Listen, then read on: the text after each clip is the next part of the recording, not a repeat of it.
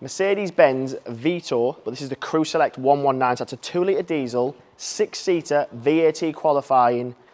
I'm going to call it a multi-purpose vehicle. I think this appeals to several different groups of people. The obvious one is if you are a chauffeur company, executive travel. With it being the layout that it is, with the boot space in the back and the VAT qualifying, it's a ready-made, perfect vehicle to go to work.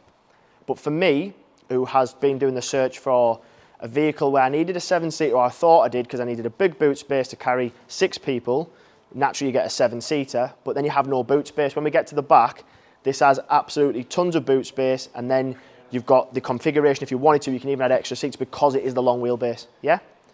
Obsidian Black in colour, 24 plate, done under 1,000 miles, so it's as good as you're going to get as far as new is concerned. Mercedes-Benz multi-beam LEDs, Obsidian Black metallic, front and rear sensors. Nice wheel on them, 17-inch wheel, which is not going to wow a lot of people for style, but for comfort, which is exactly what this car would be for, that's the ideal wheel.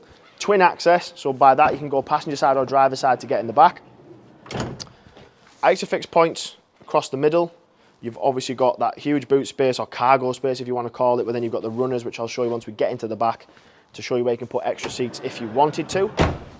Privacy glass, and obviously you've got just a very cool style for these. When you see these, that's why I said executive travel, because let's face it, it's not going to be your normal taxi company who looks at something like this. For me, it's the higher end sort of travel.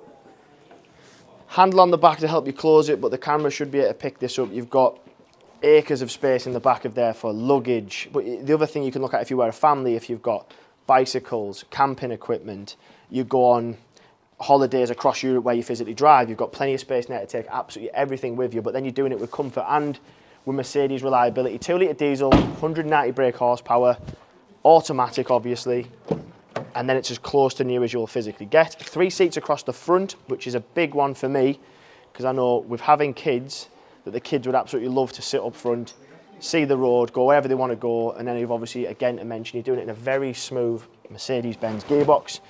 The miles, I think, is 965 to be exact. Start it up. 981, over-egged it slightly.